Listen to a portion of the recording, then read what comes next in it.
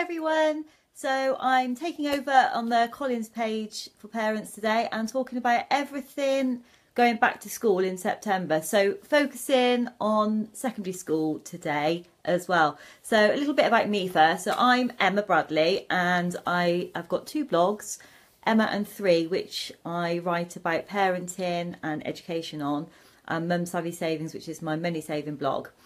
I am a parent of 2 teenagers. I've got one going into her final year at A-levels and I've got a son starting year 9. So I've done the GCSE thing and I've done sort of the whole starting secondary school.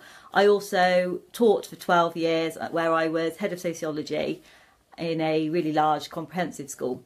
So quite a bit of experience of teaching and parenting teenagers.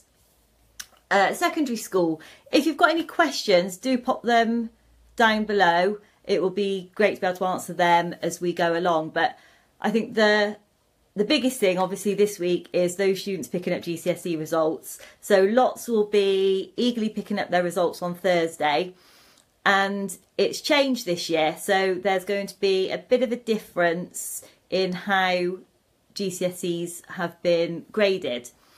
For the first time since GCSEs began, they are moving away from the A star down to the G and being replaced instead by numbers 9 to 1.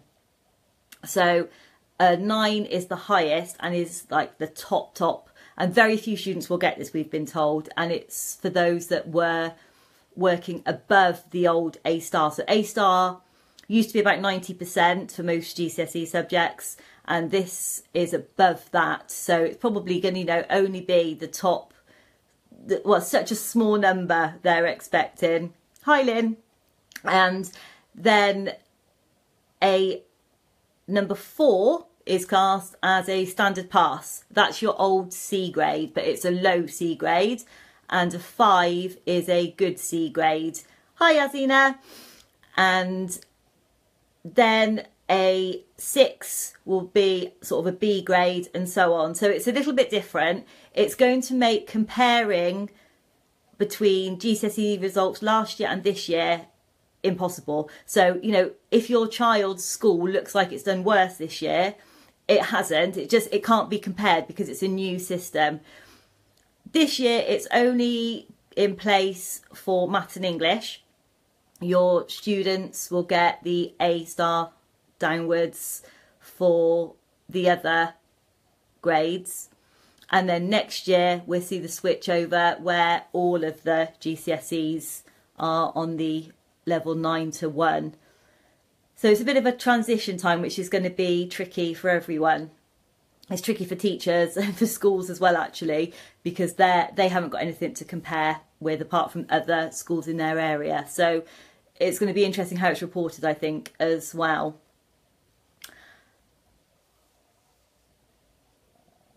Revision books are always really helpful. So talking about exam results, if your son or daughter is going into year 11 now and they're going to be in that new system, you might want to look at how you can support them at home. And Collins have got a great range of revision books, and actually they've got a brilliant offer on, which I was going to share with you. So if you go onto the Collins website and use the code BTS, back to school, BTS17, you'll get a whopping 40% off as well. So it's really good to get that in at the moment.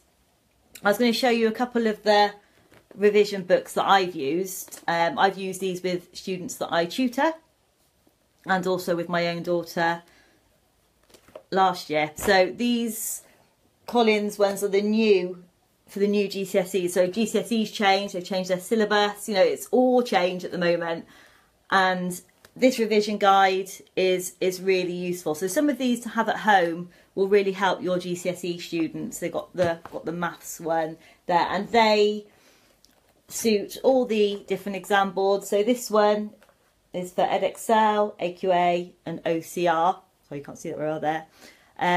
For all those exam boards. And again, same with your English. This is the AQA one. So do make sure you ask your children, your sons or daughters, which exam board they're following so that you can get the right resources for them if they're not general. Your GCSE students should know which exam boards they're following. That's one of the key things you should ask them, and they should know, because the different boards have different types of questions, different mark schemes. So it is important that you know which one that they're following, and more important that they know which one they're following. If they're not sure, they can ask their teacher. It's normally on the school websites as well, which exam boards they're following. The other thing I was going to say about GCSE marks are, if on Thursday you're a little bit disappointed or your child's disappointed, speak to school, speak to their teachers. There's lots of options. You know, students have got to stay on now. So for many, it will be A-levels. For others, it could be a year of doing some more GCSEs if they haven't done as well as was expected. Or for others, it could be that they're going off to college and doing more vocational courses. So there are lots of options available after Thursday for your students. It's also really good practice to have a look at what the grade boundaries are. Again, your child should know this, but if they don't, ask the teacher and see how close they are to the next grade boundary. Last year, when my daughter got her GCSE results, she had done better than expected in some, and there was two subjects, English language and her PE, sports science, and I knew she was 1 mark away from the next grade boundary, and that's really infuriating for her and for me. And so because I'm a teacher, I knew the process. So the first thing I did actually was get on the phone to school and ask them both to be remarked. Now, they don't really want you having lots remarked, because obviously it's a lot of time and admin, but I'm an examiner as well. I've marked A-level and GCSE papers, English and sociology in the past, and I know mistakes happen. So knowing that she was only 1 UMS mark off the next grade boundary, I did actually request a remark. You have to pay for a remark. It was about £30, and if the grade changes, you get that money back. But if it doesn't change, then you spend that on the admin. So we were actually really surprised because Chloe's English came back 6 marks higher, 6, which is a huge jump, and it took her up half a grade. So she didn't even just go up into the next grade boundary a little bit, she went a long way up. And actually her school were gobsmacked. They after that they put some more papers in to be remarked. They were not expecting it, and nobody could believe Chloe's had gone up 6 whole marks. Her sports science didn't go up, it came back exactly the same mark, and you know, fair play, that was absolutely fine as well. So we paid the £30 for that paper. She was gutted, she was a bit disappointed, because you just think, a tiny little bit could have made a difference in a grade, but that's an exam system. So that's worth speaking to your teachers about, if you know you're right near a grade boundary as well. If anyone's got any questions, do just pop them down. I can see a couple of people commenting on things. So if there are any questions people want to yell, and I can see if I can help. The other end of secondary school is starting secondary school. And again, I know for many parents and their young people, this is quite a big transition. You know, it's a real change to go from a primary school to a secondary school. I've got a couple of tips. One, I think, is to start the day off really, really well. Plan that journey. Know how to get to school. So if your child is going to be walking, do that walk one day next week. Leave the house at the time you're going to be leaving in the morning, just to make sure that, you know, you've got enough time to get there comfortably. You don't want anyone rushing and panicking on that morning, and in that first week. So if you're walking to school, go out and do it. Do it with a friend, do it on your own, do it with your parent. You know, just go out, have a walk to school and just time it. I think the second one's, if you're getting the bus, maybe if there's somebody you can meet first, so you get on the bus together. Even if you're going to get on a different stop normally, maybe that first week it's worth walking a little bit further up the road and getting on at the bus stop with somebody you know. My son was lucky his sister was already on the bus, so he wasn't worried about catching the school bus. But for some people, that's one of the anxiety points. So look at how you can get there. Again, if you're being dropped off by a parents, make sure you leave early. That first week in September is really busy back on the roads, and you don't want your child in the back moaning and panicking that they're going to be late for registration. So, it's better to be there early than be there late. The other thing is about equipment and bags. So, have all that packed up the night before. Make sure they've got all their equipment. What I did, I was a good mum the first few days and just double check their bag for them. I always make them pack their own bag, because they've got to learn, but I double checked it for them, made sure that they did have everything, and then I left them to it because I want them to learn to be independent as well. Hi Emma, new school, no friends going, son's really worried. Do you know what? That is Dylan. That was my son. He was exactly the same. So I sent my children to a faith school that is not their local school. So they both went with no friends, both went independently. My eldest found that really easy. She's very sporty and she very quickly settled. My son didn't. He's a much quieter boy and he really struggled. And I think the top tip is coach them through it. I literally had to tell Dylan every night, how to make friends, what he could do to give himself in that position to meet new people. We planned what he was going to do at lunchtime when he had no friends. And one of the things I said to him is, because he knew who he wanted to be friends with, he had spotted a group of boys that had all actually come from the same primary school that he wanted to be friends with. And I said to him, I kept reminding him, they didn't need him, because they were already a group, so he had to make himself part of them. So I just said, just tag along, just join in. They're playing football, join in. And he did, and it took a couple of weeks. Now, I'm not going to say it was easy, but by the October half term, he was happy, and he's going into year 9 now, and he is friends with that group of people.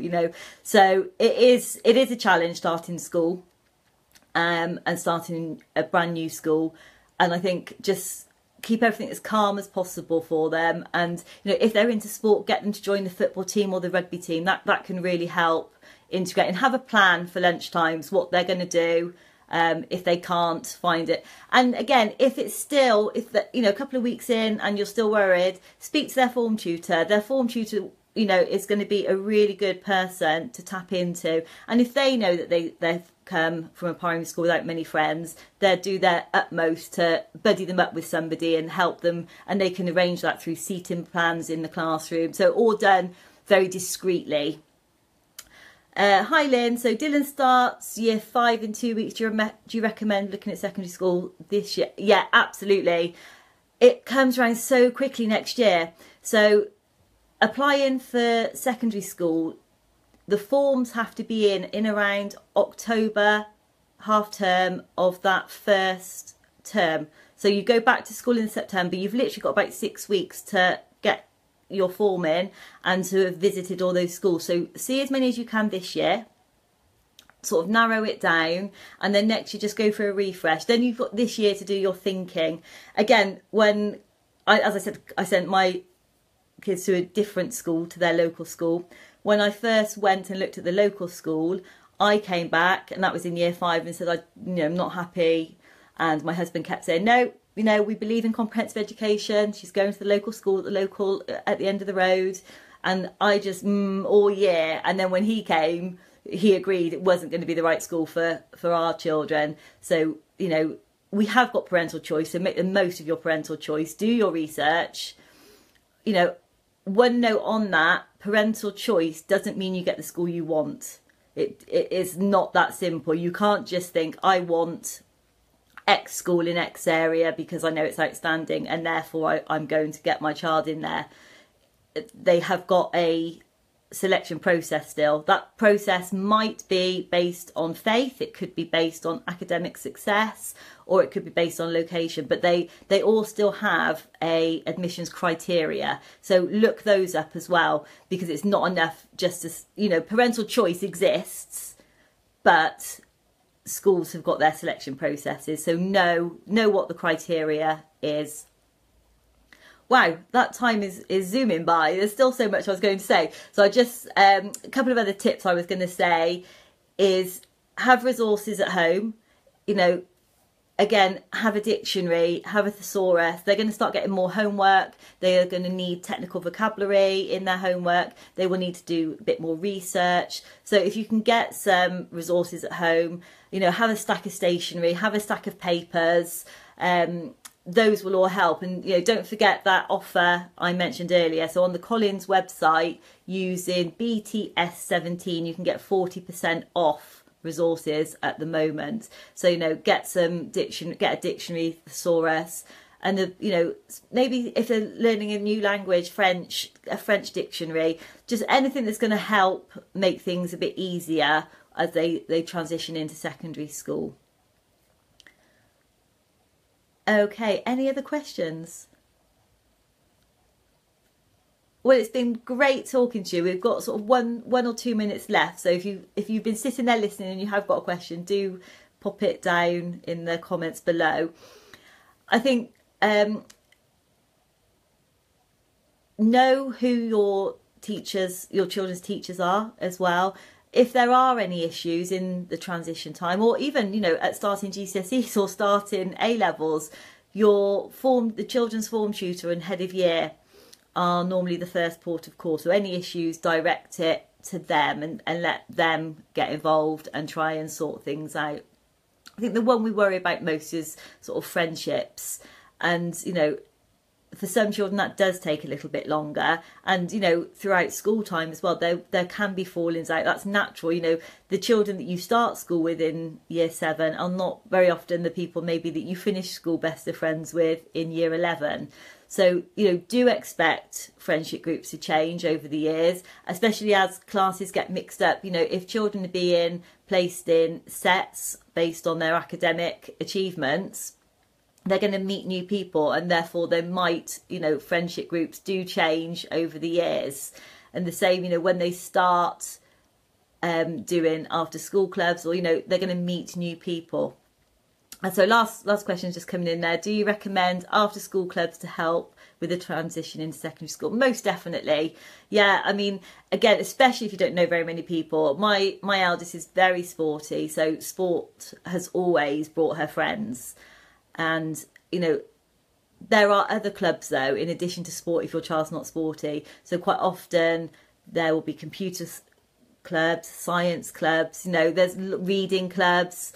Those are all really important and great ways to make friends and to, you know, build those friendships. Some of them take place in lunch times as well as after school. So if you can't do after school because of transport, look what's on at lunch times as well. The school library is often really great sort of social hub for looking after people as well. So, you know, for those people that maybe don't want to go out at lunch times, or they're a bit, you know, don't feel secure and safe because they haven't got many friends or something, those places are the places to go as well, where you'll be, you know, supported and encouraged to meet and other people, and you'll meet other people in the same situation to yourself then. So, you know, do check out the school library and, you know, any internal support clubs that are going on as well. Okay, so it's been great talking to you all today. Thanks for joining in, and do come and follow me as well on Emma and 3. I'm on Twitter and Facebook and things. So if you've got any more questions about education, do sort of contact me on any of those and I'll see if I can help you.